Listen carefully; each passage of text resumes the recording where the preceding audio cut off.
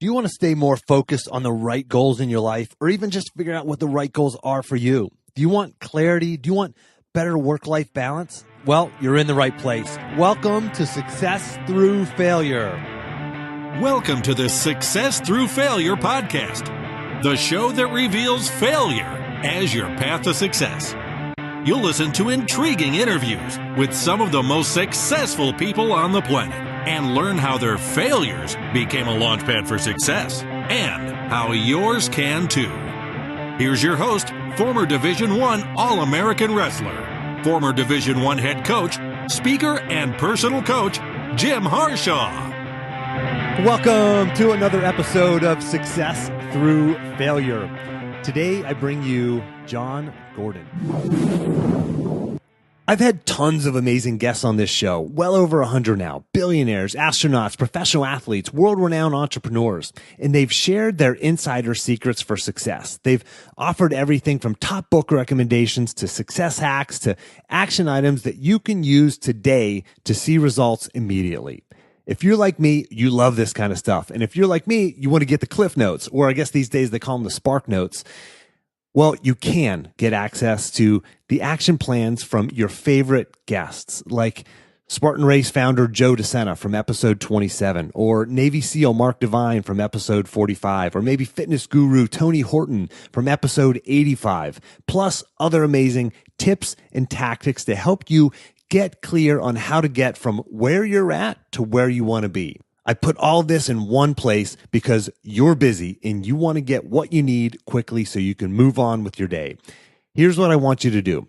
Go to jimharshawjr.com/action to get instant access to everything I just talked about. That's jimharshawjr.com/action. And if you're listening to this on iTunes, there are 3 dots on your screen. Just touch the 3 dots, select View Full Description. There you'll see the link to download all of the incredible resources and action plans that I just mentioned. Now for today's guest. Jon's best-selling books and talks have inspired readers and audiences around the world. His principles have been put to the test by numerous Fortune 500 companies, professional and college sports teams, school districts, hospitals, and nonprofits. He's the author of 17 books, including 5 bestsellers, which are The Energy Bus, The Carpenter, Training Camp, You Win in the Locker Room First, and The Power of Positive Leadership. Jon and his tips have been featured on The Today Show, CNBC, The Golf Channel, CNN, and Fox and Friends, as well as numerous magazines and newspapers. His clients include the Los Angeles Dodgers, Atlanta Falcons, Campbell Soup, Dell, Southwest Airlines, LA Clippers, Miami Heat, Clemson Football, Northwestern Mutual, West Point Academy, and I've trimmed that list down from Jon's bio, so many, many more. And as usual, for the listener, if you don't have time to listen to this entire episode, or if you hear something you like, make sure you grab your free copy of the action plan. Just go to jimharshawjr.com/action. Jon, welcome to the show. Hey, Jim. Great to be with you. Well, been a long-time reader of your books, and I've seen you speak now, and so I'm excited to have you on the show. I know a lot of my listeners have read some of your books, certainly know who you are, but tell us a little bit about, I guess, your background. You know, where'd you grow up? Where'd you go to school? That sort of thing. Grew up in Long Island, New York. Went to Smithtown High School East. Played football, lacrosse, and basketball. Knew I wasn't going to play basketball in college, so I really focused on lacrosse my senior year, gave up basketball, and wound up going to play lacrosse at Cornell University. Had a great experience there. Traveled as a freshman, 3-year starter, sophomore, junior, senior year. Not right away. I mean, I had to really earn it, work for it, fight for it. So eventually became the face-off guy there. Wasn't the best, wasn't the greatest, wasn't an All-American, but I was a hard worker. And then after college, I was a government economics major, moved down to Atlanta when I was 22 years old, met my wife in Atlanta when I was 24, opened up a bar in Buckhead actually when I was 24, brought some investors in, and we got this place going and made it successful. So I'm 24 years old with a bar, a girlfriend, and started a nonprofit organization. We raised money for youth-focused charities. So did a lot of charitable work because I had some free time because the bar was successful and I was young. Then I ran for city council. I worked for .com. I went to law school, did a bunch of different things, trying to find my path. I knew I didn't want to be in the bar business forever, knew I didn't want to be in the restaurant business. But when I went to go work for .com, I thought I was going to make my millions and millions because I had a lot of shares and it was a great opportunity. And like all .coms at the time, or most .coms, it burst, the bubble burst, lost my job, and was really thinking about what I want to do. Why am I here? What is my purpose? And writing and speaking came to me. I mean, I really was in a midlife crisis at 30 years old. and it's true. I mean, it really felt like a midlife crisis. And then once I realized, okay, I'm going to write and speak, that's what I'm going to do. I didn't know what I was going to speak about, but I knew that was what I was called and meant to do. And so I just started down that journey. So how did you come to that? I mean, a lot of people are sitting there listening to this and thinking, yeah, I don't know what my purpose is yet. I've tried a lot of different things, or maybe like you have, or maybe they haven't tried many different things at all, and they're just kind of sit there. They're stuck, and they're saying, "What's next for me?" That's a question that a lot of people that I talk to, and a lot of my coaching clients start out with is, "What's next? Like, what's next for me? I don't know. Where do I go from here?" Maybe they're earlier in their career, or maybe they're midlife, or a lot of folks I talk to are, they're in their 50s and late 50s, maybe early 60s, and they're saying, "I've made a lot of money, or I've made enough money." There's always been a clear path in front of me. It's college, and then get a good job, and then have a family, and then raise your kids and send them off to college. Now what? So how do you answer that question? Now what? How do people go about answering that for themselves? Well, I wrote a book called The Seed, which is about finding your purpose. So it's a journey. I mean, there is no straight line, as I share in this book. But for me, my wife almost left me because I was so miserable and negative. I was really unhappy with my life. It was falling apart.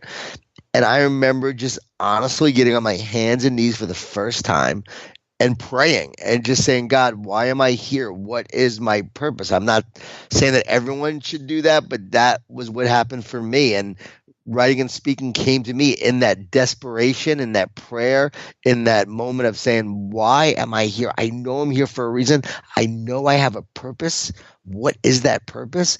And I believe that when you are seeking your purpose, and if you're open to it, and you're truly open and you surrender, that purpose will come to you. But you also have to be willing to be used for a purpose, to go out there and make a difference. And I realized that I needed to serve others before myself, because up till then it was about me making money and my success. But at that moment, I remember thinking, how can I be used to be of service to others and to make a difference and to have an impact on others? And when I was open to doing that, that's when the writing and speaking came to me. So I believe when you live on purpose, your bigger purpose starts to move through you. When you're open to your purpose and you're really open, it will come. But you truly have to believe you have a purpose and be open to it. So I'm a big proponent of a concept that I've given a term. I call it the productive pause. It's hitting the pause button in life. I define it as a short period of focused reflection around specific questions that leads to clarity of action and peace of mind. And you did that. I mean, you hit the pause button on life, because I imagine it's hard to find your purpose and answer that question, what's next, when you're going and doing, because you're busy. Your mind is occupied, but you hit the pause button. You got on your knees. You prayed, and I find that a lot of my guests talk about, they do some sort of productive pause. They pray, they meditate, they journal, they work with a coach. It's some sort of getting off of the treadmill of life to figure out what that is, right? Oh, definitely. I mean, I think we have to have that solitude, that quietness to really. I don't even know if quietness is a word, but we have to do that. We have to take those moments to really reflect and to be open for our purpose. Because when you're busy, and you're doing the work and you're not open to what's next, then you really can't receive it. But once you're open to it and you're willing to receive it, you become a conduit. So are you a resistor or a conductor? I wrote about this in training camp. In training camp, if you're a resistor, you resist what's coming your way and what's meant for you. If you're a conductor, you're open to the flow. And when you become a conductor, your greater purpose, your passion, your love starts to flow through you. Yeah. And then you talked about this paradigm shift of serving others, right? I mean, that's a hard thing, right? We want to reach our full potential as people. So it's all about me, me, me. But you're saying you have to flip that around. That's a hard thing to do. Is that a hard paradigm shift for yourself to do? I mean, to reach your potential, which you're living out your purpose now. You're a best-selling author. You're traveling all around the country and speaking to some of the biggest companies and brands and professional sports teams in the world. But you had to start with, and you're continuing to serve others, right? Yes, because when you serve others and you help them improve and grow, you improve and grow. You find your own greatness when you bring out the greatness in others. And so it's really about, how can I help others improve? How can I help others grow? And as you help them grow, you grow. There's a great story I share about Schwen Nader. And Schwen Nader was recruited by Jon Wooden to play at UCLA. He was 6'10". He played at Cypress Community College. And Jon Wooden said, hey, Schwen, if you come here, you're not going to play much because we have the best center in the world in Bill Walton. But we want you to play against Bill Walton every day in practice and make him better. Will you do that? Schwen Nader agrees to go to UCLA. And every day in practice, he's pushing Bill Walton to get better. That's his job. He never starts a college game, but is the only person in NBA history never to have started a college game, but be drafted in the first round of the NBA. Rookie of the year, 12-year NBA career. What happened? Every day he was pushing Bill Walton to get better. He got better. And I share this with athletes all the time. I share this with people in the workplace. When you help your team improve, you improve. We think that we have to focus on ourselves to be our best. But ironically, we have to help others be their best to be our best. Now, I'm not saying don't focus on yourself. I believe we comes before me, but I'm not saying we, not me. A lot of people say we, not me. No. You are important. Me matters. But by being a conduit to helping others grow, you grow. And I think we just have it backwards. And I challenge people to try this out in their lives. And Zig Ziglar was famous for saying that if you help enough people get what they want, you'll get what you want. And it's so funny because since I've made my life more about service and about helping others, and it really is about being a better leader, a better coach, and helping others be their best. And I mean, a lot of times I work with teams and have conversations with, professional athletes and coaches, and I never get the limelight, you know what I mean? But in that regard, but that's okay because I'm here to serve others. Early on, I wanted that light. Now I just want to help them shine. And so you found your purpose. You got on your knees. You figured out what your purpose is, speaking, writing, and you wrote your first book, and it was an instant bestseller right away, right? And then you live happily ever after, right? Tell us about that journey. Yeah, when I heard you say that, I was like, no, not an instant one at all. It took about 5 years for the Energy Bus to become a bestseller. So about 5 years. Rejected by over 30 publishers. No bookstores would carry the book when it finally got published and it came out. I had to go on a 28-city tour, paid for myself. 5 people in one city, 10 people in another, 20 people in another. The most people we had were 100 people in Des Moines, Iowa. They thought Jeff Gordon was coming. That's why they showed up. So seriously, I mean, tell us like a little bit more about that. I mean, was there doubt during that? I mean, you show up at a city for a book signing and there's 5 people there. I mean, you go to your first publisher and you get turned down, then your second turned down, 5th, 10th, 20th, turned down.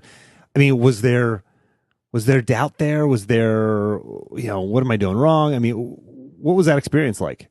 No doubt whatsoever. No, I'm just kidding. There was so much fear, There was a lot of doubt. Of course, there was doubt. There was fear. I mean, I often wondered if my dream would ever happen, if I would ever get this book published that I wrote. And I really thought it could make a difference. And, everyone's saying we don't want it. We don't like it. Even my agent said I should give up. It's not going to happen. Wow. So there were tons of doubt. I mean, I look back on those times and that's why I'm so grateful now, right? I mean, the book has sold over 1 million copies domestically, many more internationally as well. Because it started out in in Korea, right? Yeah, Or South Korea. It was a huge hit in South Korea, not North Korea, but South Right, Korea. right. It was really big. And so going back, it was terrifying many times, but I also didn't know any better. I was just going for it, and every day I was showing up. And again, the fear and the doubt, and being a former athlete, I'm sure like you understand. I mean, we've been rejected before. We've been told we can't win or we're not good enough, and so we just continue to press forward. And with that grit, we don't give up. We just move forward. We don't want to allow the opinions of others to define us. And so I just kept moving forward every day, and over time things started to happen. When you look back on that period of your life, were there things or people in your life or habits or tactics that helped you find that grit, that helped you keep going every day? Definitely a walk of prayer and gratitude every morning. My thank you walk, I coined it the thank you walk. And every day I would take a thank you walk where I would say what I was thankful for that morning, and creating a fertile mind that was ready for success. Because when you're grateful, right, you get more things to be grateful about, and you can't be stressed and thankful at the same time. So if I was feeling blessed, I wouldn't be stressed. So that was really helpful. At night, I would come up with my success of the day, like the one great thing that happened that day. So I'd start a success journal, and I still recommend, these ideas for others. Again, it may not work for others. It worked for me. You have to find your own things that work for you, but definitely the thank you walk and the success journal at night was really helpful, and just a lot of faith every day. I mean, I was told by one woman who came to see me speak early on that, she booked speakers, and she actually didn't tell me, but she told my friend that I wasn't going to make it. I should just probably, not move forward. Just give it up. Wow. So we're talking, for the listener, we're talking to Jon Gordon, who's, written many best-selling books, spoken to, like I said, some of the biggest companies and brands and sports teams in the world. And there was fear, there was doubt along this journey. And we're always, every one of us knows that there's more in us, and we're trying to maximize and capitalize on our potential. But there's that voice of doubt in our head. So some of those things you shared with us, Jon, are like mindset tactics, like the thank you walk and the success journal. These are things that build you up from the inside out, so you can sustain yourself, right? Very, very much so. I mean, we all need encouragement to keep us going. We all need the positive fuel that allows us to move forward. And that fuel can come from you. It sometimes comes from others. It comes from insights and inspiration, but we all need that fuel. And so here you are, all this success, and you've got your cape on, right? For the listener envisioning Jon, he's got his cape on right now. He's like Superman. And I heard you mention one time that you spoke once in a room, and Pat Riley was in the room, and you were kind of like intimidated, right? I mean, do you still feel some of that, and do you still have to deal with some of that at times? Oh, of course. I mean, I'm going to the Miami Heat to speak on Friday, and so I mean, there's always a level of nervousness, but I think the more you've done it and you have experienced it, it's now something that I'm used to, and I really know that I can share things that will help them. So I'm not even really nervous in that way. But yeah, when Pat Riley was in the room last year, someone I admire greatly, and one of my heroes over the years, that was a cool feeling, a cool moment. But at the same time, I just did what I did. I was like, all right, yeah, he's right over there. Okay, I was intimidated at first, but just like a game, you get going, you get started, and you start doing what you do. Yeah, yeah. And so a lot of this, like we said, is a mindset shift. And in my favorite book that you've written, Jon, is Shark and the Goldfish. It's for the listener. It's a book aimed at kids, really. And I read it to my kids, my boys, when they were younger, and they're 10 and 12 now. But I read it to them, and then when I was done reading it to them, they both wanted to read it, and they both read it independently. And my 10-year-old has read it 2 or 3 times. And it's just a book about creating your own future and deciding not to buy into sort of all the messages that we receive from society and that little voice in our head that plants and feeds doubt into our mind. I mean, where did that book come from? It's funny that you say it's for kids because it's really not meant for kids. It's meant for adults, but it just has illustrations. So it's meant to be like a move my cheese, but at the same time. Well, for listener, it is, I mean, it's a great book. I've read it multiple times too, because I read it actually first. And maybe I just sort of thought it was like intended for kids because it's very easy to read and my kids could easily read it. So. Yeah, I write very at a simple level. I mean, people say all my books seem like they're meant for kids, but at the same time, because I write simply, right? So we can live the principles, understand them, and take action. And so, but the great news is, like you said, it's in a book that adults could read and kids could read. And I was on my way out to Los Angeles, and the idea for that book just came to me. I mean, I was literally flying out there. I had a BlackBerry at the time. It was when we all had BlackBerries. And I wrote most of that book on my BlackBerry on a 4-hour flight. Wow, back in the dark ages. To LA. Yeah. So here I am.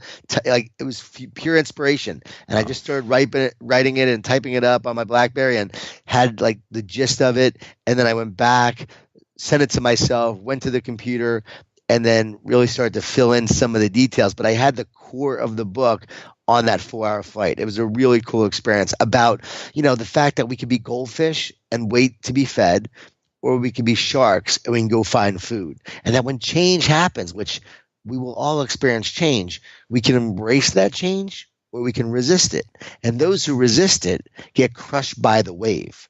But if you embrace change, you can ride it to a successful future.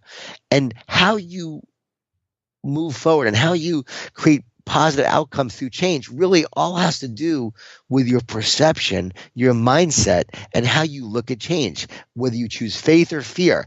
And that is such an important message for adults, for kids, especially now, right? Especially what's going on with the president, all his negativity, right, and everything that's going on. You can buy into that fear and his negativity, or you continue to move forward with your life and faith. And yes, it's scary that a nuclear war could happen. Yes, that is something to be afraid of. I'm not saying we shouldn't be afraid of that, but are we going to focus on that, or are we going to control what we can control and every day move forward to create the lives that we can create within our control with faith?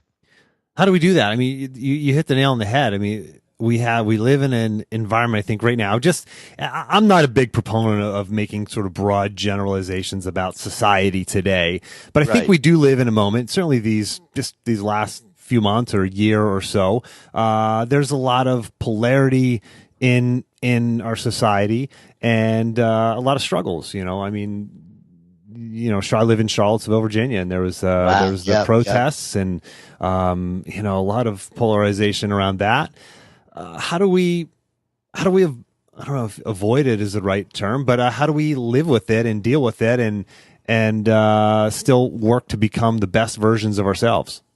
Well, I think you hit the nail on the head talking about the polarization.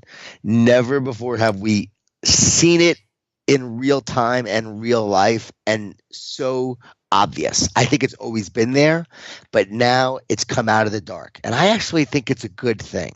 We're sort of creating this society right now where everything is rising to the surface. All the dirt, all the dust, it's all being brought up, right? We're ruffling everything. We're stirring the pot. It's all coming out. And so now we can see the mess that we have, and we can hopefully address it and deal with it and heal it and grow from it and see how divisive it is. That's my hope anyway. That's what I see. I see that the foundation's being shaken for a reason. And once it's shaken, right, then hopefully we can create a better foundation, a stronger foundation. And spiritually, I believe we can realize that God is the rock at the bottom of that foundation.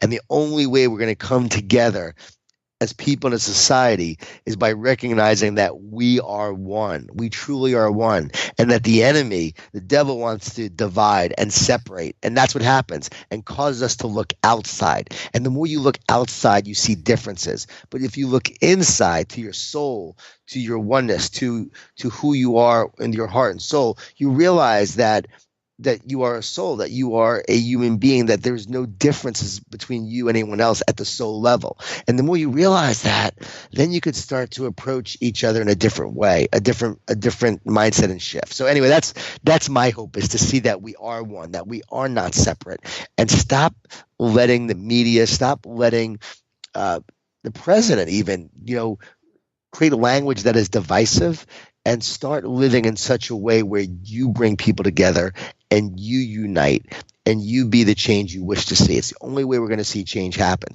So all this stuff is being brought up to the surface so you can buy into the illusion of separateness or see the truth, which is oneness. Am I making sense on that? Yeah, 100%. It's interesting because you're known as you're a Division I lacrosse player. You write a lot about sports in your writings. You also have this depth of spirituality. I mean, spirituality, I think, is in God is a big part of your life, right? Though, yeah, very big part of my life, and it guides everything I do. And again, I'm not very religious, and I respect everybody's religion. I love everybody. I'm not someone who says, well, you have to believe what I believe for us to be friends. You know what I mean? My job is to live it every day and make my spirituality a part of my life in such a way that I love and I serve and I care and that I unite. And again, so when I see, like Christians not acting like Christians, that is bothersome. When I see people who call themselves a follower of Jesus but don't act that way, and they're very divisive, and they are prejudiced, and they're not extending a hand to others, then I say, well, you're not really living it, that you're a hypocrite and you really aren't a follower of Jesus. Because if you really read his words and you would understand what he talked about, you wouldn't live that way. You wouldn't be that way. So to me, it's about living in such a way where there's alignment between your spiritual belief and then who you are as a person. And so anyway, that's how I see it, if that makes sense. So in today's world, I think about what even the football players were after and what they were hoping to achieve initially, like Colin Kaepernick. He was trying to bring a light to the issue of racial injustice, the fact that there's not equality, police brutality, which does exist. My dad was a New York City police officer, so I am very supportive of police. Not all police are bad, right? There are wonderful, amazing police. Most are great. There are incidences, though, where there's challenges. There's challenges in our society where there is racial injustice. And many times there's not equality like there needs to be. So what's so wrong with someone wanting equality? Now, again, do I believe in standing for the flag? Yes, I believe you should stand for the flag. I believe you should honor your country. That's not the way I would go about doing it. But I stand for the flag and what it represents, the freedom it represents, more than I stand for anything else. So who could argue with how he feels about the change he wants to make and the desire he wants to change? And so I don't know if you can argue with that. I don't want to get in the midst of this controversy too much. My point is, you can understand how he feels. You can understand how people feel who want to honor the flag and the soldiers who have died for this freedom, for our country. They are heroes. We admire them. So my point is, there's common ground. Let's bring everyone together. Let's talk about these feelings instead of arguing. Let's have an event, a conference, a town hall. I've been thinking about a way to try to do this and bring everyone together. And let's talk about how do we come together as one nation, one country that says, you know what, there are flaws and we have to improve this and that. This is what we need to do. And more we do that, the better we'll be.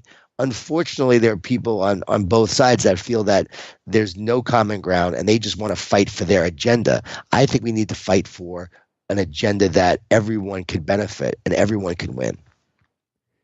You're around a lot of great leaders. I mean, you're around leaders of sports, head coaches, CEOs, et cetera. And what you're talking about here the last couple of minutes has been empathy. Do you think that great leaders have empathy? I mean, is that something that you see in the leaders that you work with, or are they, I don't know, more stoic like we sometimes picture them? Well, I wrote a book, The Power of Positive Leadership, and I recently wrote it. It recently came out. And so The Power of Positive Leadership are sort of the 9 keys to great leadership, of what make great leaders great. And if you look at the great leaders throughout history, they were positive leaders. They united. They didn't divide. They found the common ground. They were demanding. I believe in being demanding, but they were not demeaning. So you can't demean people to get what you want, right? You encourage. You can't be a great leader and be narcissistic. You have to be about making others better and about helping everyone rise up, helping everyone improve, everyone grow. So you can find ways to do that. And, I'm a big believer in empowerment. I don't believe in just handing things to somebody. I believe you have to work for it. I believe in empowerment. I believe that we should be spending more money though on education and early on in children's lives to help offset the challenges that they face and the inequalities that they face, and maybe even the tough situations they have at home. We need to provide these kind of things for our kids and for our future. So positive leaders, but find ways to empower. And they do it through relationships. They do it through connecting. They do it through encouragement and sometimes tough love, but they know that love must come first. So I'm a big believer in love tough instead of tough love. So if people know you care about them, they'll allow you to push and challenge them. And so if I was the president, for instance, I would, instead of going after people, I would have invited them to the White House to talk about these issues. I would have brought these issues to the forefront. Wouldn't it have been amazing if he brought it to the forefront and said, you know what, I understand you're concerned about the inequalities in this country. Let's talk about ways we can address that while at the same time honor our flag. So let's honor our flag. Let's all stand up, but let's come up with something another way symbolically. Yeah, let's have a conversation. That says we're not happy, and maybe it's even a band or a number or a symbol, some other thing that you can wear or bring forth or do with your hand, whatever it may be, that says you're not happy about that, but you still honor your flag. Again, there's a way to do it where you bring people together and say, I hear you. And empathy is what you're talking about, is a big part of it. Humility is a big part of it. I hear you. I understand. Let's find a way to address these challenges. I have kids. I can't say it's my way or the highway. I have to find out what works best for them and help lead them towards where they need to be and what's best for them. Now, again, some things I have to take away. Some things I have to make sure that I don't allow them to do because it will harm them. But at the same time, I can't lead both of my kids the same way. I have to find out what they need to help them be their best. So again, I think it's just common ground. And it's also, as a leader, you focus more on making things right than just being right. And so it's not about what I want or what I need. A great leader sees greatness in others. Great leaders don't succeed because they're great. They succeed because they bring out the greatness in others. So if you're focusing on your own greatness, you'll never be a leader who makes others great. You'll be a high-performing salesperson. You'll be, a wide receiver or, a superstar scorer in basketball that is just all about give me the ball, give me the rock, and let me shoot. But to be great, you have to be a transformational teammate that makes the people great around you. LeBron James is a transformational teammate. Every team he's on seems to win because somehow he's making people around him better. Jon, you've done a lot of talks, and I'm sure there's some stuff that you use in a lot of those talks that you tell to different audiences. And my goal was to kind of get you off script, and I think I just did that. I got you pretty far off script. I want to get the best stuff out of you, man. That was awesome. Way off. That was awesome. So, Jon, my listeners like to leave these interviews with action items. Like, what's one thing that I can do? And they want something they can take and do in the next 24 to 48 hours to start moving towards their goals. Is there a tip or a tactic that they can do that you would recommend for them to really start living out their full purpose in moving towards their goals? Sure. One, pull out a telescope and a microscope. Your telescope is your big picture vision of what you want to achieve. Your microscope is the zoom focus actions you need to take each day to realize the picture in the telescope. So telescope, big picture vision; microscope, zoom focus actions. 3 actions each day that will help you realize the picture in the telescope.